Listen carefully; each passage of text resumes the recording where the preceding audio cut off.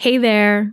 So the podcast is currently on an extended hiatus so that I can write my next book and work on some other exciting projects. But while we're away, I hope you'll enjoy this fan favorite episode from the archives. If you want brand new content to help you make peace with food and heal from diet culture, come sign up for my free weekly newsletter at christyharrison.com/newsletter, where I answer a weekly listener question. And as always, if you join my Intuitive Eating Fundamentals course at christyharrison.com/course, you get access to our exclusive monthly Q&A podcast where I answer all your new questions. Just go to christyharrison.com/newsletter and christyharrison.com/course to sign up, or click the links in the episode description. Welcome to Food Psych, a podcast about intuitive eating, health at every size, body liberation, and taking down diet culture. I'm your host, Christy Harrison, and I'm an anti-diet registered dietitian, certified intuitive eating counselor, and author of the book Anti-Diet: Reclaim Your Time, Money, Well-Being, and Happiness Through Intuitive Eating, which is available wherever books are sold. Join me here every week as I interview interesting people from all different backgrounds about their paths toward peace with food in their bodies. And by the way, on this show, we bleep out diet culture stuff like weight and calorie numbers, but we don't censor swear words or other adult language, so listener discretion is advised. Anti-diet revolution, we're for health at every size. Eat the foods you like. Food Psych. Hey there, welcome to episode 230 of Food Psych. I'm your host, Christy Harrison, and today I'm talking with Maggie Frank-Hsu, an email marketing strategist and copywriter who is also a former colleague of mine from Gourmet Magazine 10 to 12 years ago. We discuss her eating disorder experience and recovery, how pregnancy and motherhood changed her relationship with food and her body, how contradicting societal ideals oppress women and femmes, giving yourself permission to live in your truth, and so much more. I can't wait to share our conversation with you in just a moment, but first I'll answer this week's listener question, which is from a listener named Kay, who writes, "Hi, Christy. I love your podcast, and I especially appreciated your answer to the listener question in episode 179, in which you explained a bit about what thin privilege means. The term thin privilege is a huge impediment to me wholeheartedly stepping into anti-diet culture. Here's a bit about where I'm coming from. I've spent decades recovering from life-threatening anorexia. I grew up being called terrible, weight-stigmatizing names by my father and criticized and derided a great deal by him about what I ate and about other things as well. When I look back on photos of myself as a child, I suspect you would say that I always had thin privilege. But even when my weight was dangerously low and I was not far from being hospitalized and family members expressed their concern to my father, he would snort in my hearing that that was nonsense and that I could stand to lose some more weight. So while I've never had trouble fitting into an airplane seat or finding clothes, and I've never had a doctor tell me to lose weight, I have not been exempt from the suffering that comes with believing I'm unlovable and despicable because of my body size and eating habits.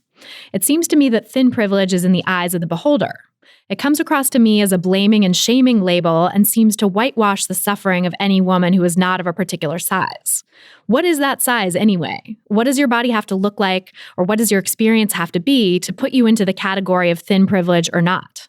Furthermore, I think the term thin privilege puts people in a double bind, invisible at best and scorned at worst in the anti-diet world, and fat in the diet world. I would love if you could devote a segment to thin privilege and what it means. Perhaps my reaction to the term has been shaped by my experience, and there is a more nuanced or benign or positive way to understand what it means. With thanks, Kay.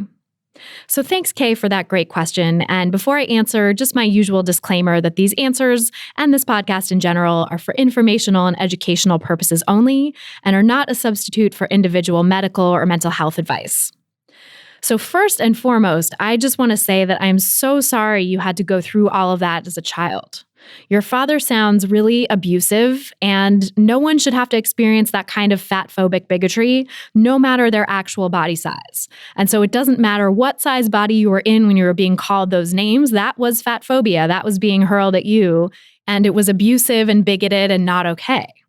So I definitely don't want to discount the harm done to you by that abuse because you absolutely were the victim of fat phobia.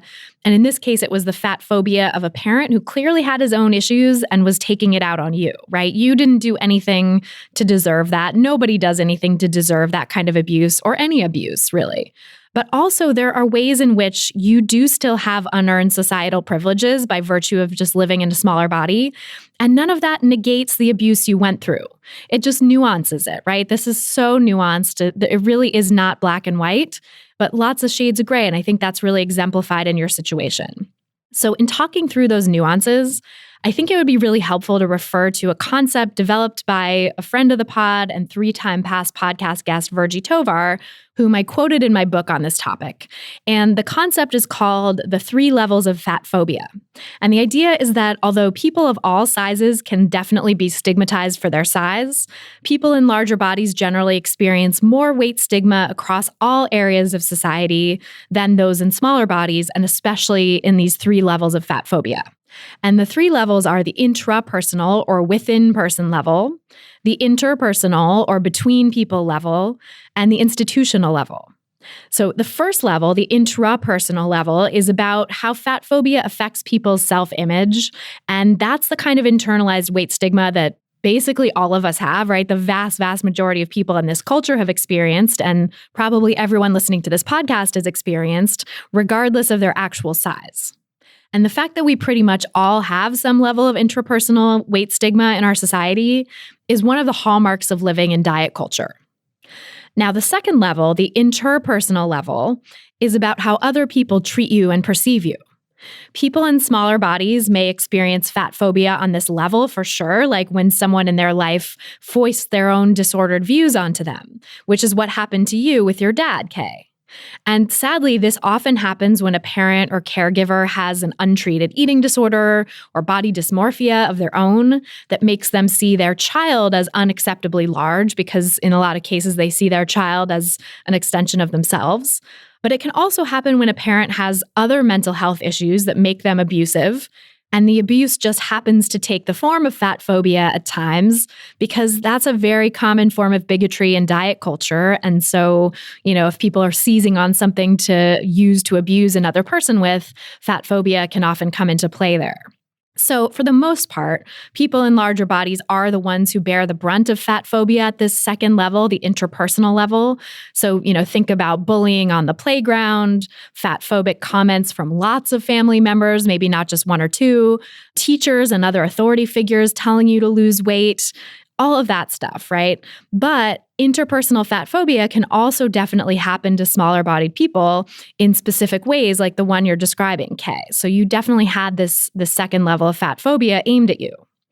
And then the third level of fat phobia, which is called institutional fat phobia, exclusively affects people in larger bodies.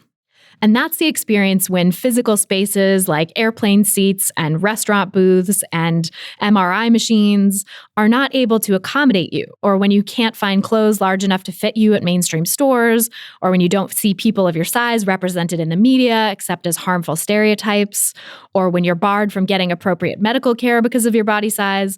All of that is institutional fat phobia. And Kay, as you acknowledged, you have not experienced that type of fat phobia. You have not experienced institutional fat phobia the way people in larger bodies have, because that really is exclusively aimed at people in larger bodies. And the flip side of this institutional fat phobia is thin privilege. It's the privilege that comes from living in a small enough body not to have to deal with those institutional levels of fat phobia, like airplane seats and clothes that don't fit and doctors blaming every ailment on your weight and peers systematically shaming you for your size and not being hired at jobs as frequently as your thin peers or being paid less when you are, and all of the countless weight-related microaggressions and forms of discrimination that larger-bodied people face every day as they move around in the world. So that's what I mean by thin privilege, is that you're not having to experience institutional fat phobia. And thin privilege is not a perfect term because when you're not used to talking about privilege in a social justice sense, it can seem like it means that life for thin people is all sunshine and rainbows, which it's absolutely not. Having thin privilege doesn't mean that you've never had any body image issues, or that you've never struggled with disordered eating, or that you've never been bullied or shamed by individual bigots and abusers for your size as you were, Kay.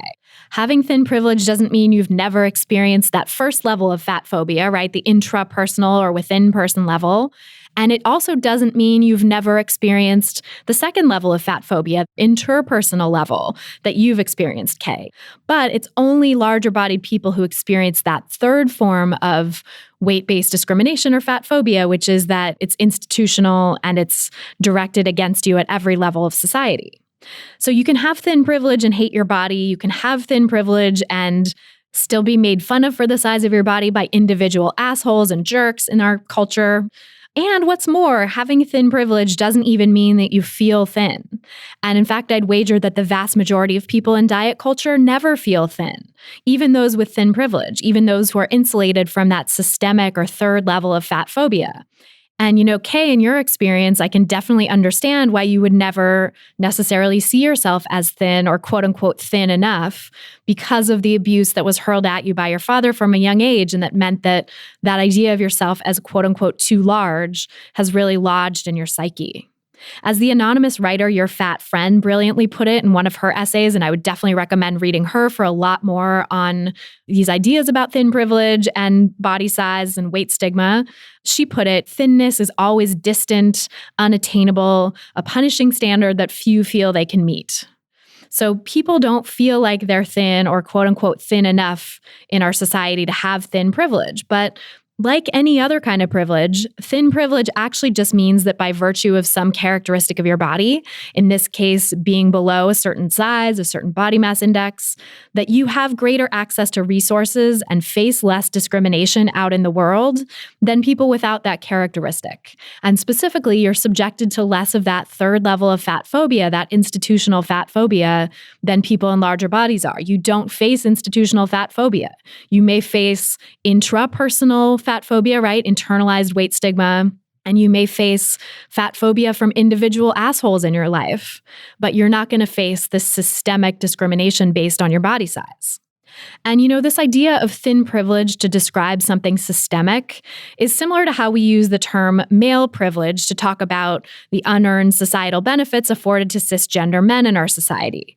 So that even if they hate themselves in all kinds of ways, and even if they feel uncomfortable in their masculinity, cisgender men are still more likely to be paid more for equal work than people who are not cisgender men. And cisgender men are still less likely to be sexually assaulted. And they're still less likely to face all of the other systemic discrimination that cis women and trans people face in our society. That's just the reality of it. That's just the reality of living in patriarchy, of living in this system of oppression directed at anyone who's not a cisgender man. And so that's not to say that cisgender men don't have their own issues. They certainly do. And, a lot of cisgender men struggle mightily with mental health issues and even with eating disorders and with, things that are oftentimes directed more towards cisgender women or to trans people, right? Like the brunt of diet culture falls on cisgender women and trans people, but that does not exempt men, cisgender men, from falling into the traps of diet culture as well.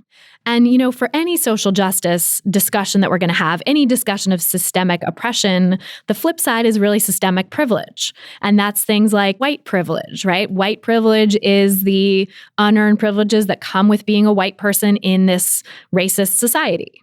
Able-bodied privilege is the unearned privileges that come with being able-bodied in this ableist and discriminatory society against disabled people. There's all kinds of unearned privileges that we talk about in social justice circles that don't negate individual people's experiences of hardship in their life or of being subjected to bigotry by people who are bigoted and abusive and not good people. So it's not to negate what you went through to say that you have thin privilege. It's just to say that you have access and you have systemic privileges and benefits that come with being in a smaller body in this society where you don't have to experience that institutional level of fat phobia, that third level, that systemic level of fat phobia in your day-to-day life. Although you have experienced the interpersonal and intrapersonal levels, and those are extremely harmful to everyone.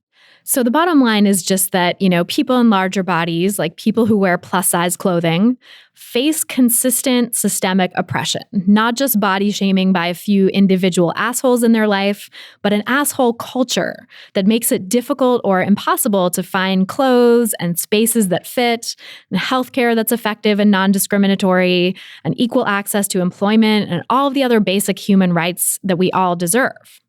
And the term thin privilege is meant to highlight this systemic disparity and to call out the fact that dignity and respect and equitable treatment shouldn't actually be privileges reserved for smaller bodied people at all. They should be universal rights afforded to everyone, no matter their size. So, Kay, I hope that's helpful, and I'm sending you so much compassion for what you went through.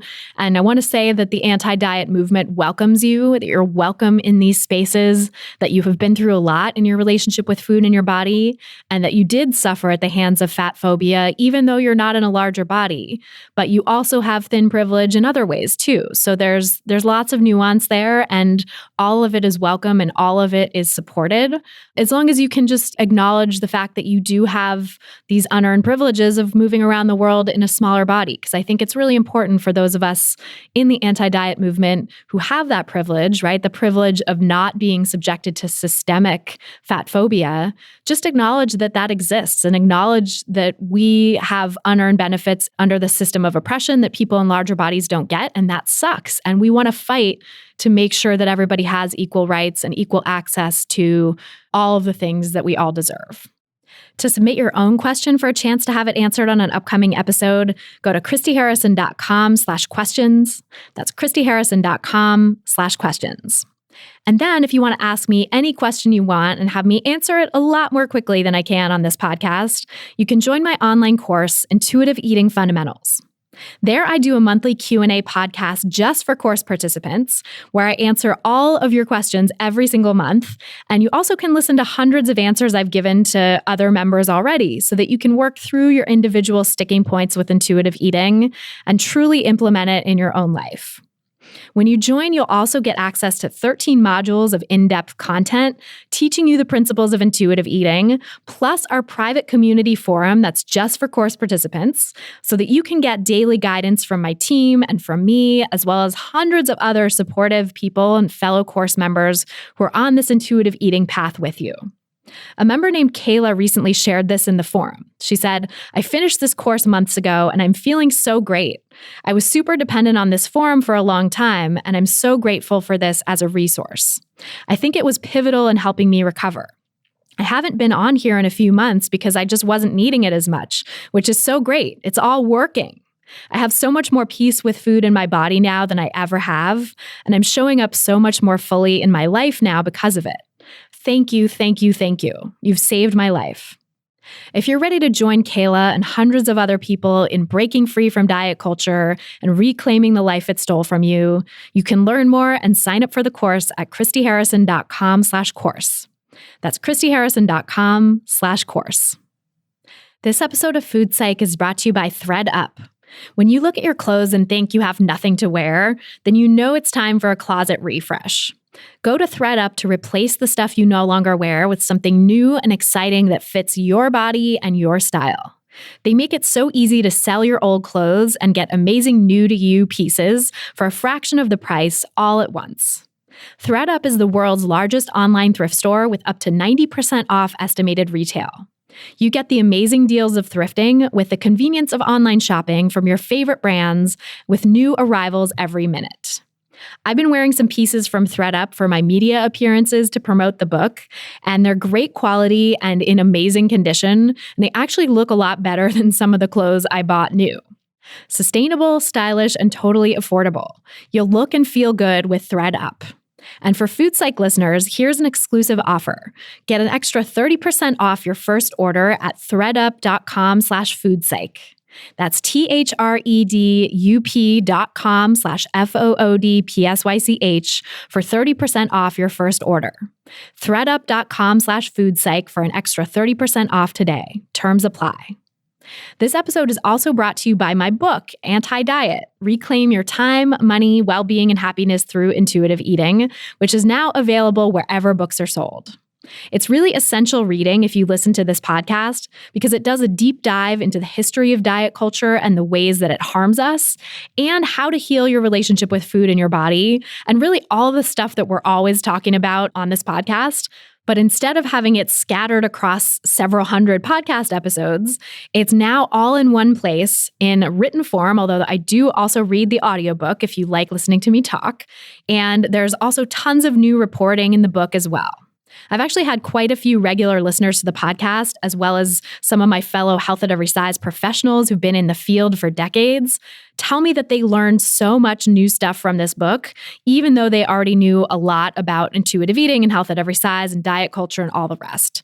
So even if you've listened to every single episode of the pod and taken notes, you'll still get a lot out of this book. Just go to christyharrison.com/book to get it, or walk into any bookstore and ask for Anti-Diet. And by the way, if you've read the book already and loved it, as I know a number of people listening here have, I would be so psyched if you left an Amazon review and marked the other 5-star reviews as helpful. Those reviews help more people discover the book, which helps grow the anti-diet movement and ultimately helps make the world a safer place for people of all shapes and sizes, including the very largest sizes. So thank you for reading the book, or for planning to read the book if you haven't already, and I'm so grateful for all of your support. And now, without any further ado, let's go to my conversation with Maggie Frank-Hsu. So tell me about your relationship with food growing up. Sure. My mom and my stepdad both grew up really poor. My mom actually was born in 1940 in Hungary, and so she lived through the Second World War in Europe. And my stepdad was born in 1932, so he lived through the Great Depression. And those are the people I grew up with. So they had like very interesting messages they were sending me about food.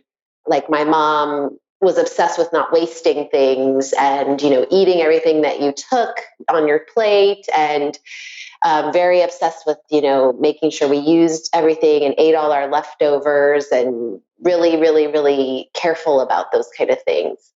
So I grew up like very kind of in a, from the very beginning, sort of having this weird feeling from them that you really needed to eat everything that you were given, and also that they just had food scarcity when they were kids. So I definitely felt the echoes of that. But also, both of them had this outlook on fatness that was really, they were very fat phobic. So they were very afraid of, all the stuff that the culture throws at us about what it means to be fat and what it means about your moral fiber, really.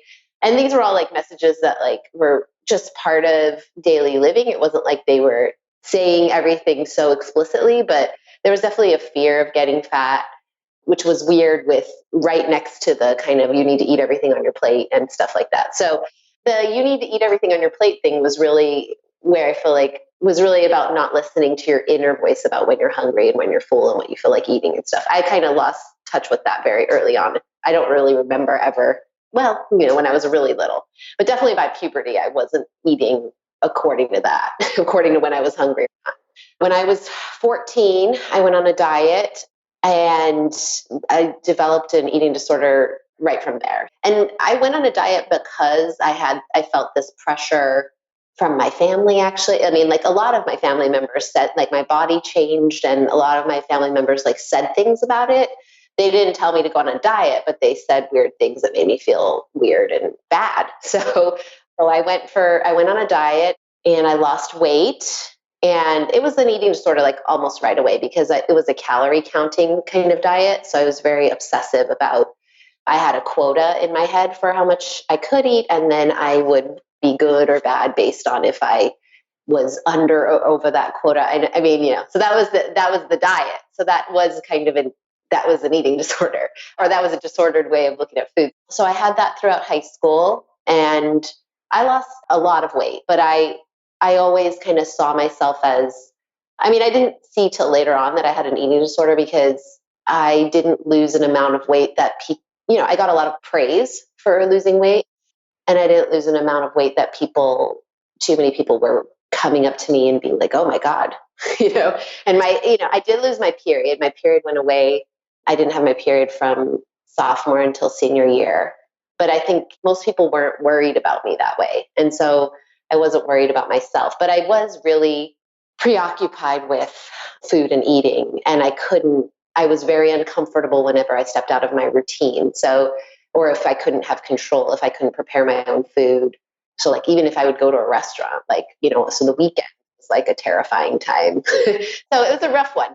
It's so interesting too how the litmus test for do I have an eating disorder are enough people coming up to me and saying I look emaciated or saying they're worrying about me. I think that's like so common in diet culture.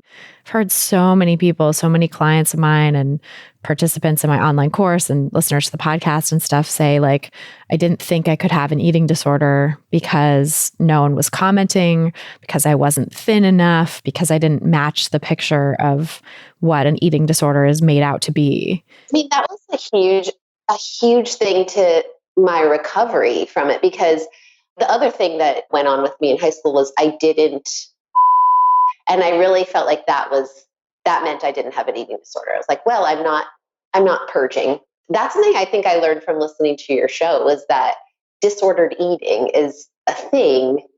and it's not necessarily, because I didn't even know what to call that period in my life. And the messages, I never sought out treatment. Like I never sought out, like, I've been in therapy for years for like talk therapy.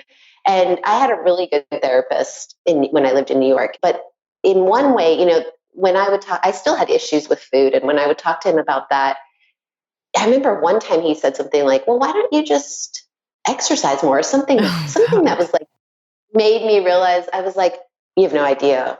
You don't understand anything about this. You don't know how to approach this. So I feel like throughout my adulthood, I got messages that like, it wasn't an eating disorder until I started listening to your show regularly, actually, because even when I was 32 and I still had issues with irregular periods and I wanted to get pregnant.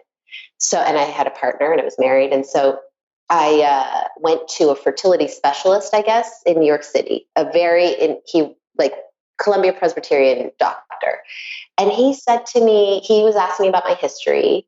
And I was like, oh, I told him, the reason my periods were first irregular because I said anorexia, because I didn't know how to talk about my eating disorder. So I was like, because I had anorexia. And he was like, you had anorexia? And I was like, yeah. And he was like, well, were you ever hospitalized? And I was like, no. And he was like, well, what weight did you get down to? And I told him, yeah. And he was like, well, that's not anorexia.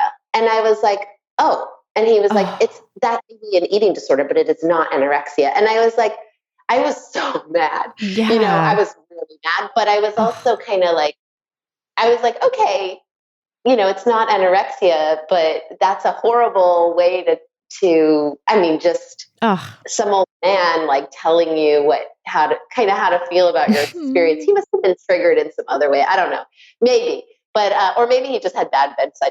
Yeah, terrible bedside manner for sure. And and just so not understanding how the brain of someone who once had an eating disorder and maybe still has some disordered eating and thinking about food would take that, Oh, yeah. It's like that becomes, I had doctors say that to me too when I was in my disordered eating phase, disordered eating / eating disorder, because there were times when it could have been diagnosed and times when it was just more subclinical and went back and forth. But I never got the diagnosis because people were like, oh yeah, you're not thin enough. And in my brain at the time, I was just like, well, I'll show you thin enough. It was like this goad. It was this sort of challenge. And it's good that it happened to me, that experience happened to me so much later on, because I still had food. I still deal with some stuff, but I was at a point where, although I was very angry and stuff with what he said, I wasn't like triggered back into restricting or something like that. But it showed me, in fact, like now because that was like 6 years ago, now that I look back on that, I think, no wonder I didn't seek out treatment. People that I trust and respected that have positions of authority about health, AKA doctors, were kind of saying to me, well, that's not a real one. But I did. So anyway, to just back up. So high school, and I had amenorrhea. And then because I hadn't had my period for a couple of years, I went to doctors. My mom took me to doctors. And one of them was like, I think this is connected to he was said that it was connected to me being underweight. That's what he said. But nobody addressed my eating really. But he kind of gave me permission. He was like, I think you should try to gain some weight. And then if your period doesn't come back, you can come back and see me. And it gave me permission to relax and eat some food. And it gave my mom permission to feed me because my mom wasn't really dealing with anything that was going on with me eating disorder wise. And it gave her permission to kind of take care of me and look after me. And there was something that happened where like it softened. Like I didn't feel like I had to do it anymore.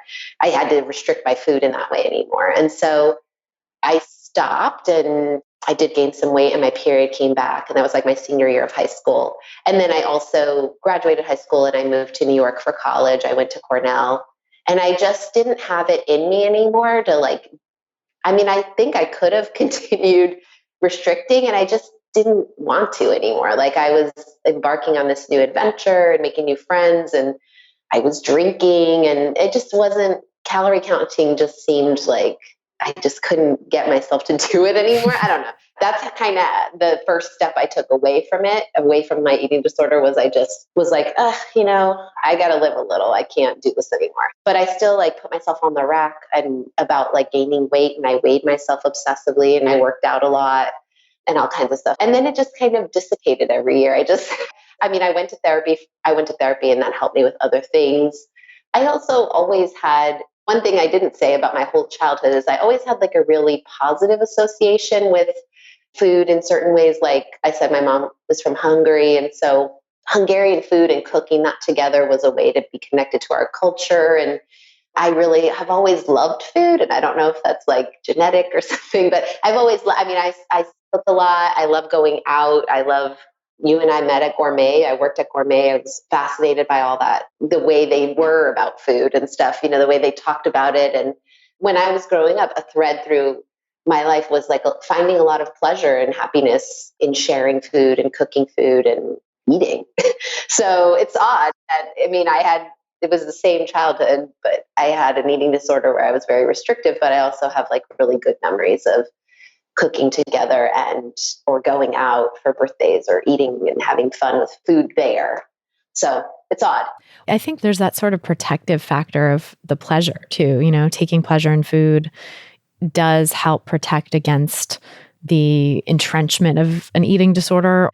It doesn't necessarily keep you from getting it in the first place or having it be really bad, but I think it can be helpful in the recovery process to have that to draw back on, to sort of have a relationship with food that you can remember that did involve pleasure. And like you said too, I think it kind of also makes the effort of the eating disorder and the calculus of disordered behaviors versus the pleasure you could be getting out of food, it makes that more obvious of oh, this is what I'm giving up. Yeah, definitely. I also I remember when I added fats back into cooking. So I used to cook with, fry things, which doesn't make them taste very good, depending on what kind of thing it is. And I remember adding olive oil and butter back into my cooking and just it was a happy thing. It was yeah, this makes the food taste yummy. And yeah, like you said, kind of getting back in touch with the experience of eating. You want it to taste good. So that was kind of the road.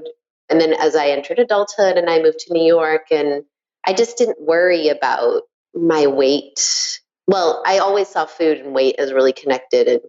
But I just sort of felt well, this is it, and I also gave up I held out this fantasy as a teenager that I was going to be skinny or something. And in my 20s, I just kept being I don't care that much about that. So it did sort of dissipate, but I wish I had known how to find some support around it, because it was every year it got a little bit less intense, this relationship to food and obsessing over my weight, but it lasted on until I had my kids, which I could talk about. But the guilt over eating the certain thing or restricting the next day because of what you had eaten the day before and all that kind of stuff, that went on and on into my 20s. Yeah, I very much identify with that.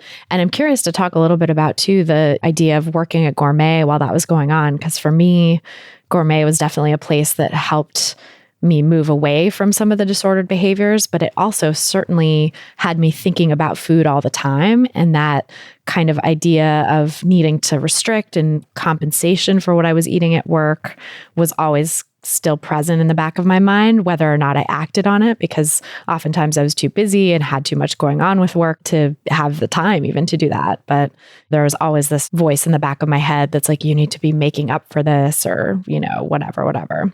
Yeah, it was definitely kind of like when they would come upstairs from the kitchen and tell us there was food down there or bring the food up, and you already ate lunch and you weren't really even hungry.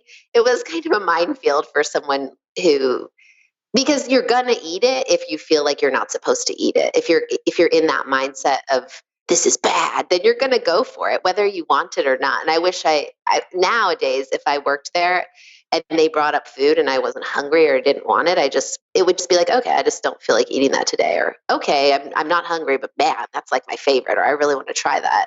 And it would be fun, right? But back then it was kind of like it was a minefield, like, oh, oh man, it's so good. I have to eat this. But then the other thing too with them or that whole scene or that whole whatever attitude. The whole staff was like this idea that we're very, I remember reading or watching Diane Kennedy, the woman who does Mexican food as her specialty, and she's got like a lot of cookbooks about Mexican food.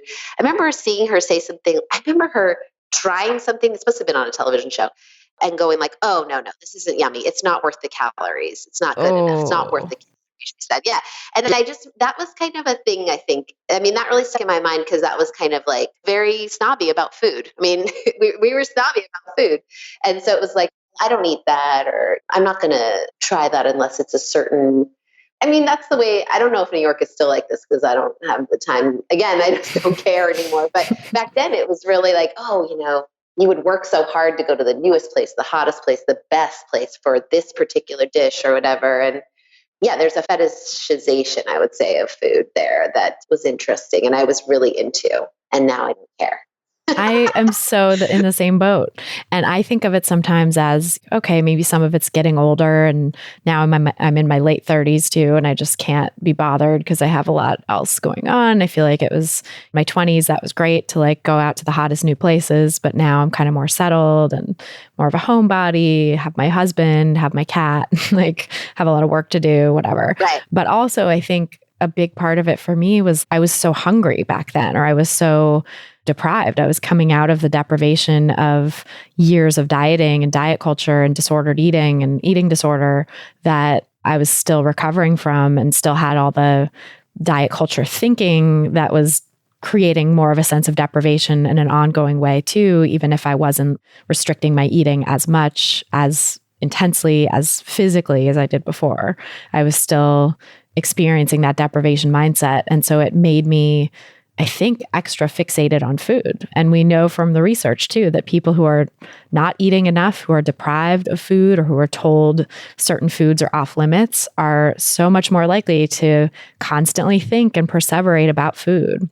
Oh yeah, I was definitely doing that. Actually, as you were talking, I was remembering that, how because we were in the Condé Nast building, like you could get the other magazines for free.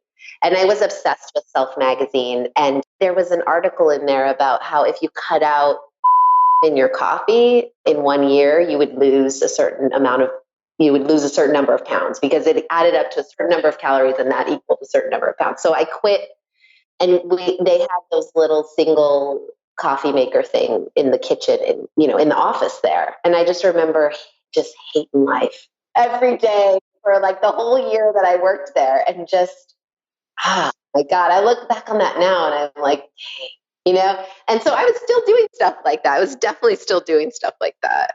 It's so ridiculous how that stuff, there's no actual evidence behind it. Like that stuff gets so perpetuated. And I'm glad Self is not I don't think doing stories like that anymore. I think they've moved in a much more body positive direction, but there's still magazines doing that kind of thing, like healthy hack, weight loss tip, like cut out this to lose X pounds or whatever it is. And it's just bullshit because your body's going to compensate for that. Your body knows better. It's not going to let you dip below your set weight range. And it just makes you miserable. It's just a recipe for misery that doesn't even have the intended effect.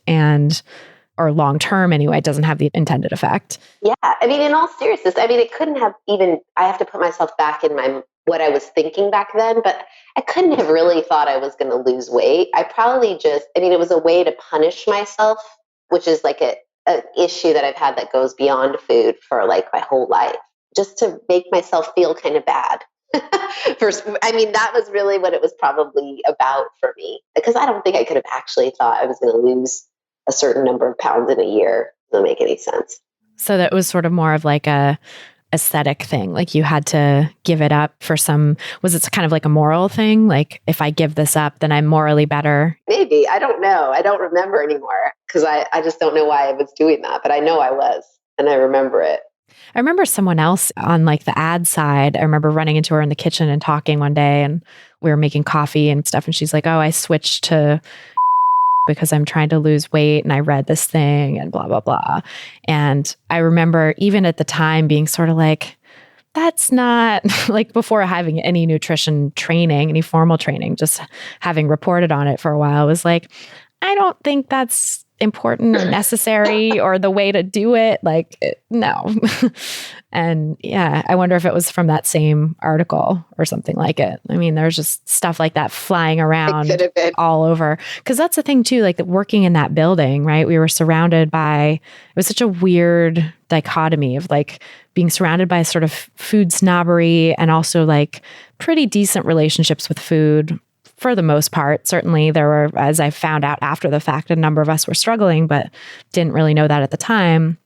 And people sort of appeared to have good relationships with food. And some people genuinely did at Gourmet itself. But then like the other magazines, it was just like a shit show of like so much disordered stuff. I remember going into the cafeteria and running into like the Vogue editors and just being like so triggered by how skinny they were and fashiony and all that stuff. And it was just such a strange environment to be in.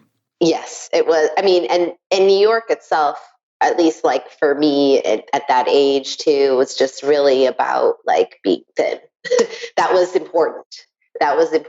So I smoked. I did certain things that I felt like, smoking suppressed my appetite. And that was a thing that I leaned on for a while, on and off actually, until I met my now husband. He told me he wouldn't date me, or he didn't say that. He didn't give me an ultimatum, but he was like, "Ugh, you smoke?" He was just like so grossed out by it. And so I quit. But yeah, it wasn't, again, I didn't quit because I like actually cared about my health or wanted to take care of myself. So now I do. But like, anyway, so being thin in general in New York, I'm sure it's still this way. It was just, even on the subway, I would see people and I would just be like, "Oh, she belongs here. She looks like she's supposed to be here and I don't." And it was always just all that stuff was going on. Oh, it's so heartbreaking too, because I still live in New York and see the people on the subway and stuff, and now have such a different perspective on it where I'm like, I will see the body diversity that exists here and like the ethnic diversity and all of it and just be like, how cool is that there's just so many different kinds of people here. But when someone who looks really fashiony, who looks quote unquote, New York comes on the scene, I'm kind of like, ugh, I'm sad for you. Like it makes me, there's definitely still a part of me that's like, oh, she's got something, like I wish I had, that look. But then also most of me is just like, I'm sad that you have to try that hard. Maybe some people don't. I know that when I was trying to look like that, it was a huge effort and it stole so much of my time and my energy and just like made me very superficial, made me very obsessive. And I like don't wish that on anyone. So I feel like now I'm finally able to see that without being triggered, because there's just this sort of deep felt awareness of like, oh no, I know what that means. Like I know what it means to look like that. And I don't want that. Yeah. And it's playing out in our culture at large too, because when I was in high school, that was what we were supposed to do. And that was the one message that I heard over and over. I was supposed to be trying to look like very skinny, fashionable, but most of all skinny, really. That's what I felt. And now I look at the culture, especially through Instagram, there's so many pockets of wonderful people that you can follow who are not doing that. I mean, Lizzo being the person that I think of like that's most prominent right now, who just not, just like not even interested in engaging in that paradigm at all, like not a part of it. And I think that that's so exciting to me because even like what you described right now, it happened again to me. Like after I had my first child in 2014, there was this thing, it's on Instagram, it's everywhere. It feels like in the culture about really conflating taking care of yourself with losing weight or returning to the way your body looked before or whatever. And I was just kind of like, yeah, can I opt out of this? And there actually are, now there are really great pockets and communities of mothers specifically that are like, yeah, I don't do this whole getting my body back thing. Like that's not a thing for me. And so you're allowed to do that and have a community. And I just wonder, like back in the day before the internet, if it was just like all moms were like, oh, now I'm taking care of myself. So I got to get back myself on a diet. And anyway, I don't know if you see the parallel, but kind of looking at, you're supposed to want to look like that. And then I think why I said like it's changed for me since I became a mother is like, now I don't even want to, like you said, I'm not triggered anymore. I'm not like, I don't want to engage in that because it's so going to take up so much brain space. And I just don't want to give over my brain space to that. I'm so curious how you got to that place and also want to dig in more talking about pregnancy and body change and change in your relationship with food through that. Yeah, let's talk about it. Maybe like through talking about it, I'll figure out how I got it. So I wanted to get pregnant. I got pregnant. It was a plan. The plan went according to plan. I got pregnant. And so felt great. Did you have to do anything, change anything in your relationship with food or exercise or anything in terms of getting pregnant? Like I know you said you had your regular periods and stuff leading up to that. Did you have to like open up to more foods or give up more restriction in order? No, I went and saw that fertility specialist and so what I was going to do was I was going to get on Clomid, which is something that assists you with ovulating regularly. And so we were going to start this whole thing. And then I got pregnant before. I'm so lucky. I mean, I know a lot of people who've struggled with infertility and I was, but it just happened. I had my period and then I guess I ovulated and I got pregnant and it was just like, it just happened, because we weren't using protection because we wanted to, but I didn't think I would get pregnant. And then I did. And that was it. So I didn't actually have to think too hard about it. Yeah, I was very lucky and felt really happy about it because I struggled so much I've struggled with anxiety my whole life, but I had a ton of anxiety about that, but it just happened. And so I just went with it. So no, I didn't. When I was pregnant, I had a lot of morning sickness it's not morning sickness. Again, I hate these euphemisms. Like it's an all day sickness. This is what it should be called. It should be called night sickness and middle of the afternoon sickness. So I felt like shit, I'm trying to say. And there were certain foods, many foods set me off. Like lemon and ginger were great. Like those actually calmed my nausea. Everything else, I couldn't eat pork. Certain foods just made me go actually throw up smelling them. So that was interesting because nothing like that's ever happened to me. Because I've struggled with disordered eating, I've never been somebody who forgets to eat or can't eat certain, I eat through stomach flu and all that, but this was I really couldn't eat. So that was interesting. But what happened when I got pregnant that I felt was the most shocking thing was, and it happened to me both pregnancies and my first pregnancy, I was in New York and my second, I was here in San Diego where I live now. Just the medical stuff. So you get treated really interestingly. Let me see how to talk about it. And my husband's a physician, by the way. So I have nothing against the medical. I think doctors are trying to help you, but I think doctors are really good at spotting illnesses or diseases or, diagnosing things and then offering things that can help you or cure you, right? Well, pregnancy doesn't fit into that. Pregnancy isn't about being ill and then getting better. And I mean, OBs know that, but there is sort of this weirdness about they're not really there for you as a human. They're there for you to kind of monitor you and see if anything's abnormal. And I felt like this loss of identity as a person. There's just like a really big focus on whether the fetus is okay. There are sort of indicators of whether, I mean, they were still taking care of me, right? And they're looking for whether anything is happening with me, like later on toward the end, it's preeclampsia or like hypertension or all kinds of things. But other than that, like they're not really dealing with you as a person. Like my anxiety spiked unbelievably. I've never been like treated for anxiety or taken any medicine for it, but I had like a huge amount of anxiety. I was always afraid that I was going to miscarry, that the fetus was, something would be wrong with it. And I had like so much anxiety. I couldn't sleep and nobody helped. Nobody, I mean, they didn't even ask me. And they just didn't, they being like the medical team, like it didn't come up. And I was in therapy, so that was helpful.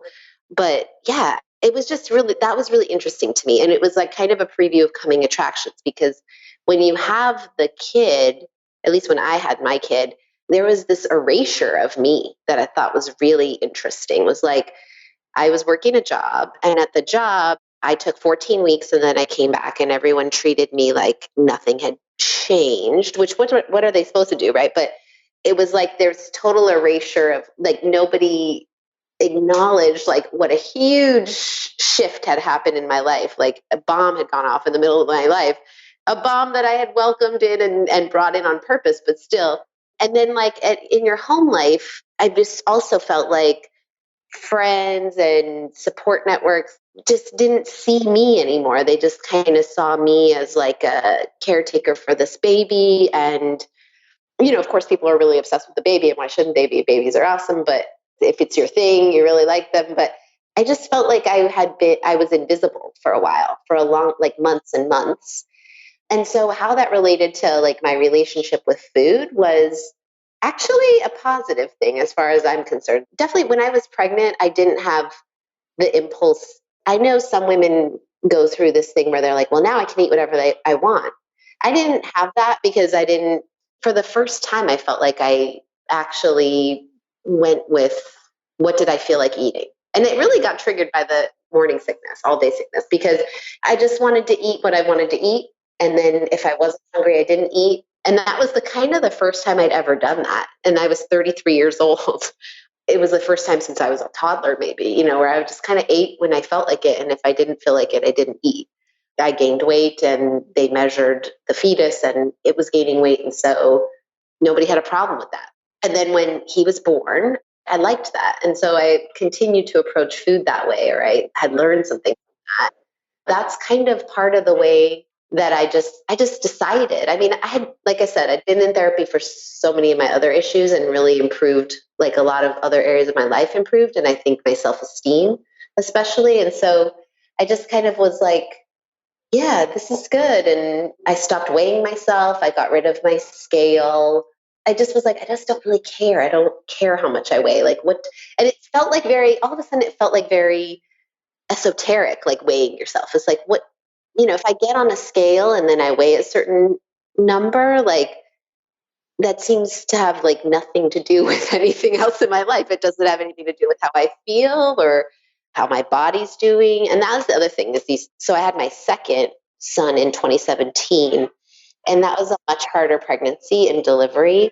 And my body, I had a lot of physical pain throughout my pregnancy, sciatica. And I vaginally delivered my son and everything was going pretty good, except, so when I pushed for 2 hours, which is an incredibly long time to be pushing, and everything messed up. Like my whole pelvic floor and my pelvic floor. I didn't have prolapse or anything like that, but my pelvic floor is still 2 years later. It's not the same. Like I pee when I laugh, I pee when I sneeze, I pee when I do jumping jacks. So to me, I'm more focused on helping myself deal with that than I am on like my weight. I don't care because that has an impact on my daily life. Like I'm trying to get that strengthen because I would like to be able to run more or, do things that I do some physical activity that I like to do and bike more, and I'm working on that with a physical therapist. And that's like more important to me. So the number on the scale for weight, like, doesn't affect that. And so it's just like, I just don't care anymore. So that's the best like explanation I can give for how I came to intuitive eating. And honestly, like then I found you and Isabel Fox and Duke and a lot of other people that are posting regularly. Really basic stuff probably feels basic to you, but to me, it was all revelatory. Like intuitive eating isn't about eating when you're hungry and stopping the moment you're full and, becoming like really obsessive about that. It's just about finding some peace, around food. And that really meant something to me. So maybe I was ready to hear it and I was older and old enough to hear it. And my body had just been through so much other shit. And I also felt like the good thing about being erased and feeling kind of invisible is like, and this I'd love to unpack a little bit with you, but like people didn't notice me for a while I just felt sort of like I could do whatever I wanted because it seemed like people, and when I say people, I guess I mean like people on the street. When you are pushing a stroller on the street, the male gaze is not falling upon you in the way when you're walking down the street and you're all dressed up. And so I just kind of felt freed from everything, and I have a really loving, supportive partner who honestly does not. He likes how I look and he always has. And I feel it like it's very sincere from him. So, because I went through, my body changed a ton in these last 5 years. And he's always been authentically attracted to me and been really supportive of me and seen me as sexy. And it's not, I don't want to like say like, oh, it's if a man thinks you're sexy, then it's all good. But I guess it just was like it was just sort of like, okay, I don't have to worry about this anymore. And I just stopped worrying about it. And then I kept stopping worrying about it. And now I don't worry about it anymore. I love that. It sounds like the context of your life changed in order to facilitate that, which I think is so true of a lot of people. Certainly there are people with eating disorders that become really entrenched where the circumstances of their life may change to facilitate more intuitive eating and they aren't able to recover in those circumstances. But I think in a lot of cases, especially when it's sort of when you've already recovered from like the worst of it and you're in that middle ground of disordered eating, diet culture beliefs still internalized, but not like fully in it, when you get into circumstances that help you not feel as pressured to buy into diet culture. And it should also be said, you have, and I have, thin privilege where we're not people who were in larger bodies told to lose weight, shamed by medical doctors, all of that stuff that I think is a circumstance that makes it much harder for people to really heal and click back into intuitive eating. So like, yeah, it sounds like you just sort of fell into these circumstances that really furthered your already present desire maybe to just let go and stop caring so much about that stuff. And you were able to find a situation in which you could let go. Yeah. So I've been a mother for 5 years. And so throughout that time, I became like really fascinated with and have built my business around kind of, or at least my public Instagram persona, such that it is, talking about all these ways in which moms are still being pressured to conform like to something like, to something like body image, I mentioned like this body back thing. And it's just not, it's so dumb. Like it becomes like so starkly dumb and silly. And then just all these kind of like competing things that are supposed to make you a good mom. Like you're supposed to both go back to work after 12 weeks and exclusively breastfeed for a year. So how are you doing both of those? Theoretically, that's possible, but it's like, so there's all these like weird ways of idealizing a mom, almost like, the idealized female body is like, if you take all the supposed ideals. So she's supposed to have huge breasts, but like also be like extremely thin. And, and you look at like what that looks like and it just looks so distorted. It's the same for like what like the ideal mom is supposed to be. It's like, she's supposed to be Amy Westerfeld, who's someone who I really love, who writes about this stuff. She said something like a mom is supposed to be, go to work as though she doesn't have kids and then run her home life as though she doesn't have a job. Like, and it's just ridiculous. So I think that like all that stuff became, look, I can't tell other mothers what to do or what to think, but one thing that felt really good to me is I've been pretty public about my body image journey and how I feel really good about my body now and how I'm never going to go on a diet again. And I've put that out there, I'm not a dietitian or a health at every size expert or anything like that, but I just want other moms, if they're paying attention, to know that like it is possible to just decide that you're not going to buy into good mom, bad mom, like I'm a bad mom because I can't do this impossible thing. It's just like another flavor of misogyny, against all women, which is like we're both supposed to be like sexy, but not want sex or not, you know what I mean? And just all these like these things that are opposite things that we're supposed to be able to do both at the same time. Yeah, these ridiculous contradictions that are like the ideal woman does this, and you're like, how is that possible? Literally, these things are diametrically opposed, and it's like a razor's edge to have to walk, which is like kind of the point of that, right? That's the point of those standards, body standards, standards for moms, standards for like women and femmes behavior in general, which is like you can't win, you can't walk that line, you're always going to be quote unquote falling short somewhere. And so therefore you're going to be chasing this unattainable ideal forever and then not be like making noise about the wage gap or the lack of representation in Congress or whatever it may be. You're going to be too fixated on this other shit to like change the world. Truly.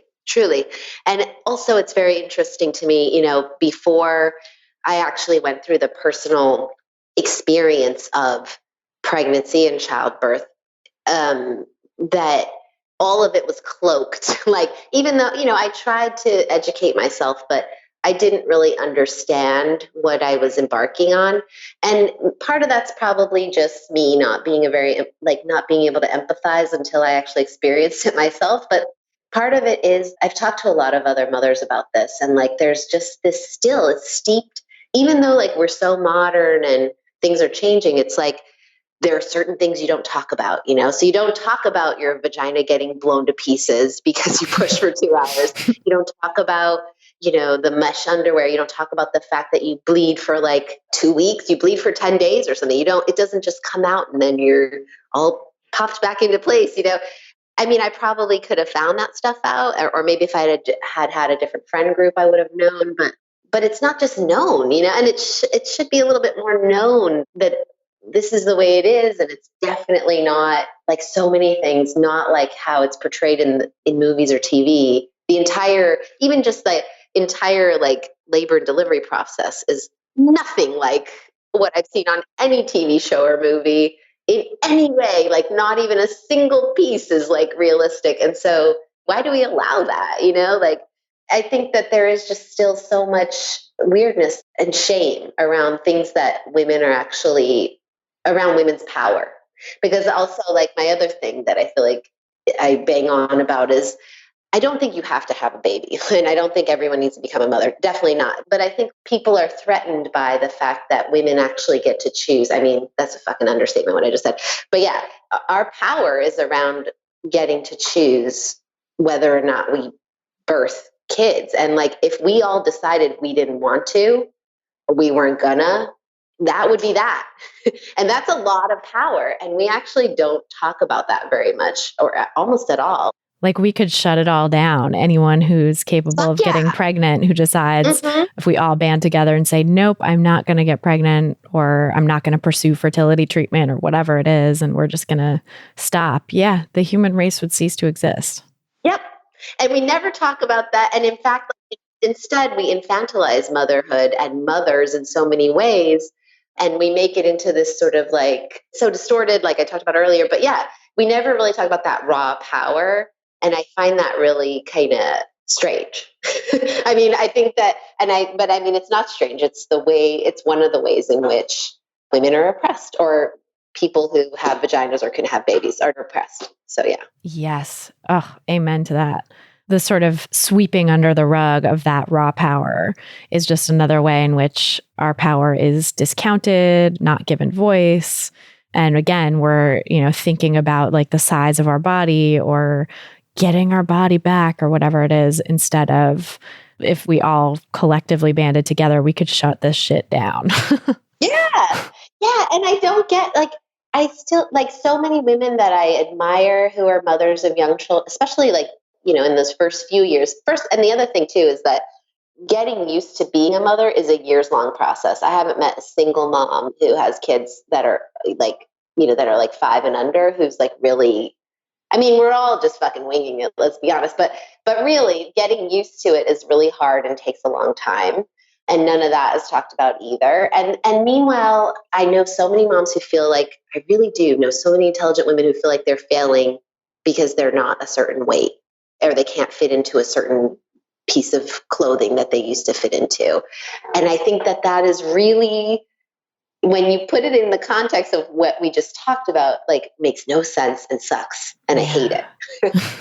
I mean, it's just it pales in comparison to this power that we have. It pales in comparison to the responsibility of and the sort of mind fuck of getting your head around being a parent and raising kids and the power and weight of that. It's the weight of our body literally has no weight, no emotional weight, no existential weight compared to these other things. And then yet, of course, our society gives it so much weight, gives it so much emphasis. There's so much weight stigma that exists in the world, and that we police ourselves and have all this internalized weight stigma. And then people in larger bodies are policed at the social level, even at the institutional level, in terms of just spaces not being accessible or created with larger bodied people in mind. And so it is a very real thing, but it's also, when you pull back and sort of look at the bigger picture, it's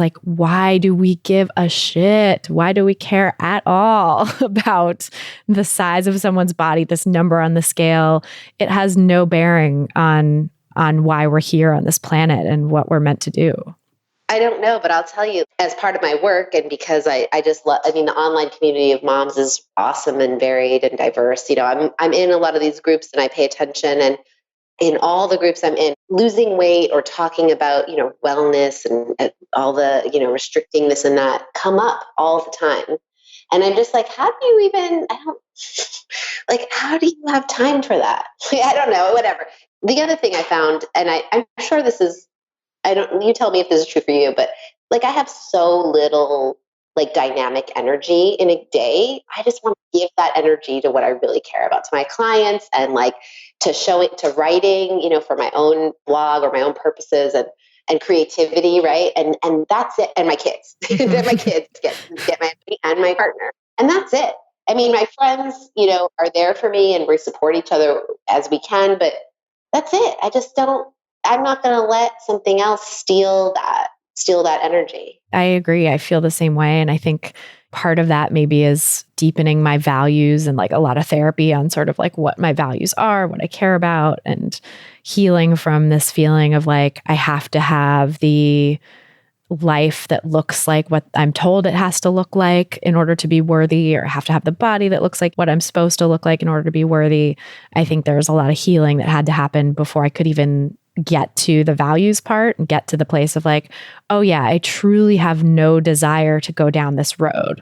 Even stuff I am on Facebook for my work, technically. When I post to Instagram, it automatically goes to Facebook, but I actually haven't checked Facebook in weeks because I'm just I have no energy for that. I have no desire for that. I see that little icon and I'm just nope, I'll look at other social media from time to time, but it doesn't call to me. And having that sort of relationship with even that as sort of a mini example compared to in the past when I would see Facebook and be so compelled to go check it again and again or refresh and share and post and stuff. It's just a very different feeling of the desire just literally isn't there. And I think that has been for me the sort of most powerful thing about recovery and about deepening my understanding of diet culture and all of these intersections we've been talking about with like patriarchy and misogyny and the oppression of people with vaginas, people assigned female at birth, people who are feminine, the oppression that happens to anyone who's feminine in our society. Understanding that, I think, has been so helpful in just really putting a bad taste in my mouth for all the stuff that diet culture demands of us, that patriarchy demands of us. I'm just like, ew, no, like, I don't want it.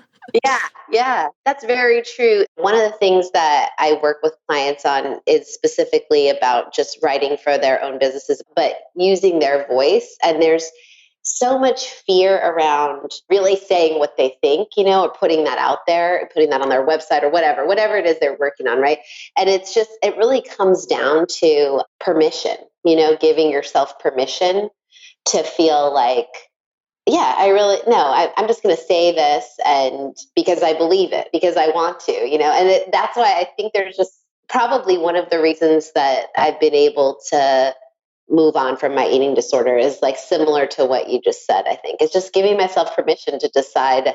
Giving myself permission to decide, like, my values, like the way I look at things is the way I make decisions, like, okay, I'm not into this anymore because I say so, not because, you know what I mean? Like, and that's it. And I think I'm just seeing so many other women, but moms specifically, who like are still kind of stuck with, but won't people be mad if I opt out of this, or, and it's like, maybe, so I think it's like a process.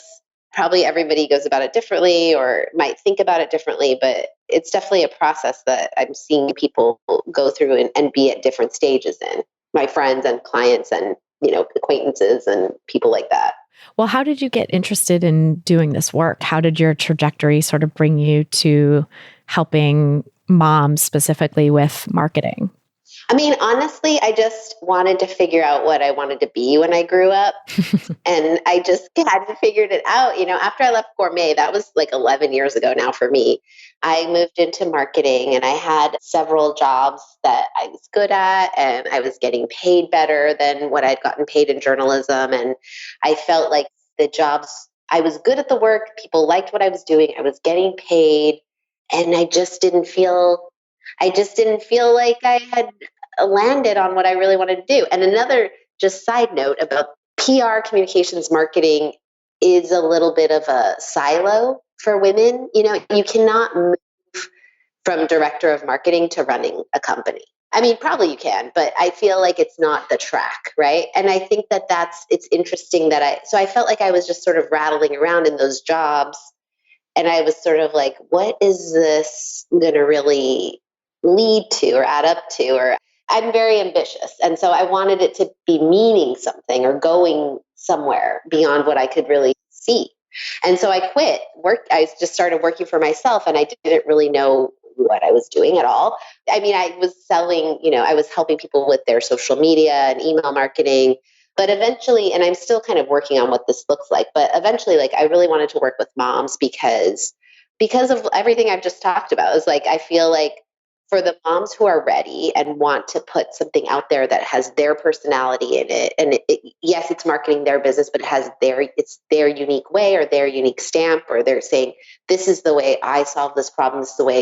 This is the service I sell or the product I sell, and nobody does it like me. And they want to kind of have that attitude in their marketing.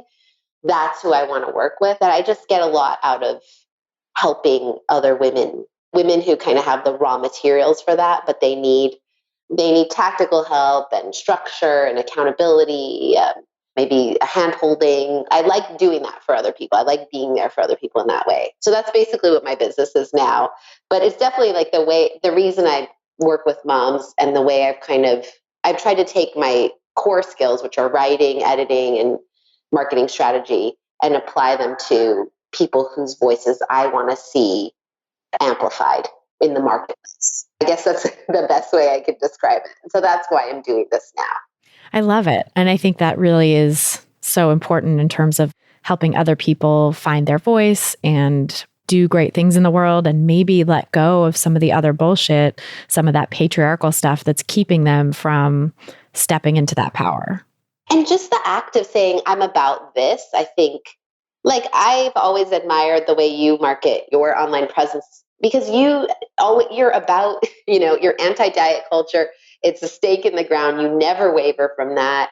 You're recognizable in the marketplace and among that world, right? That's who you are, and you're known for that. You really believe in that. So your voice is getting out there, and people know you, right? And so that's what I'm trying to help other mothers achieve, being known for something within their industry that's really recognizable. And being passionate about something and speaking it too. Because I think that's been the thing for me, is that I've just had to get over a lot of the bullshit that kept me from speaking up, a lot of the conditioning, a lot of the assigned female at birth conditioning that's like, oh, be nice, don't step on toes, don't be controversial, don't make anyone dislike you. And, just getting to a point of passion about a certain topic that made me have to let all that stuff go and say no, actually, I'm going to risk doing all those things. I'm going to risk offending people in order to try to change the world, in order to try to do something that I know that I believe is right and that I want to devote my life to. Yes. And similarly, for me, when I first came into this space and I said I'm helping moms, there are a lot of different moms out there. And so I used to kind of try to hide parts of my identity. I hid, or I didn't actively talk about how both my kids have always been in full-time daycare, because I knew that other moms were keeping their really young kids home and trying to run a business. So I didn't want to offend those people or make them think that I thought I was better than them or something. And now, I'm really vocal about daycare, how much I love daycare, how daycare has enabled me to, have any time or mental space, physical and mental space, to think about anything else besides my kids. And if that offends some of the moms who maybe are paying attention to me who don't have daycare, then that's kind of okay. I kind of had to make my peace with that. So I feel like that's a really similar thing. Is I used to hide parts and pieces of myself because I didn't want people to feel bad or something. And now I'm just that doesn't even make any sense when I say it out loud. So, you know what I mean? Right. Because then you're feeling bad. Then it's you're the one who's not getting totally fulfilled. Right. So, you're really totally inspirational. And I think what you just said about risking is really what it's all about. And I think that's why I founded my business, for me personally. And when I say I wanted to figure out what I want to be when I grow up, is I just felt oh, well, I know how to do these jobs and I'm good at them. And people are telling me that this is secure and stable. But another thing I learned is that it's not. Working in journalism, it's well, that all fell apart. That's a whole industry that just dissolved, So it's you can work for somebody else and it also ends up being not really being such a clear path this day and age. So you might as well kind of put your stake in the ground and say, or kind of go your own way really, and go this is what I really want to pursue, and I'm going to figure out how to make this into a business. Yeah, I love that. And I feel like that's really so powerful what you're doing. I could talk to you forever, but tell us where people can find you online and learn more about your work, and if they want to work with you, how they can do that. Yeah, the best thing to do actually is just to follow me on Instagram. And the link is in my bio if you want to go to my website from there, but it's Maggie Frank-Hsu. So Maggie Frank-Hsu, but it's HSCU. I post there all the time, and you'll really get a sense for, I talk about all kinds of other stuff. And so you'll get a sense for whether you like my personality and so on. But yeah, Maggie Frank-Hsu on Instagram. I love it. We'll put a link to that in the show notes too. And I'll blast that out on my Instagram as well, so people can find you. I love talking to you, Christy. You're an inspiration and really easy to talk to. And I just have to tell you before you let me go that the things that you have posted specifically around what you do and how you help people have helped me tremendously. And you're awesome. So thank you. Oh my God. Thank you so much. That's so nice to hear. So that's our show. Thanks again so much to Maggie Frank-Hsu for joining us on this episode. And thanks to you for listening. If you're looking for some practical tips to help you get started on the anti-diet path, grab my free audio guide, 7 Simple Strategies for Finding Peace and Freedom with Food. Just go to christyharrison.com/strategies to get it. That's christyharrison.com/strategies. If you've gotten something out of this podcast, please help us reach more people who need to hear the anti-diet message by sharing this episode and subscribing to the pod on Apple Podcasts or your favorite podcast platform, whatever that may be. You can see all the places to subscribe at christyharrison.com/subscribe. That's christyharrison.com/subscribe. To get full show notes from this episode, including all the resources we mentioned, plus a full transcript, head over to christyharrison.com/230. That's christyharrison.com/230. And to get the transcript, just scroll down to the bottom of the page and enter your email address. This episode was brought to you by ThreadUp. Shopping sustainably just got a whole lot easier and more affordable with ThreadUp, the world's largest online thrift store. Get an exclusive offer of an extra 30% off your first order when you go to threadup.com/foodpsych. That's threadup.com/FOODPSYCH for 30% off your first order today. Terms apply. A big thanks, as always, to our editor and sound engineer, Mike Lalonde, our community and content associate, Vinci Chue, and our administrative assistant, Julianne Watasek, for helping me out with all the moving parts that go into producing this show every week. Our album art was photographed by Abby Moore Photography and designed by Melissa Alam. Thanks for that new logo.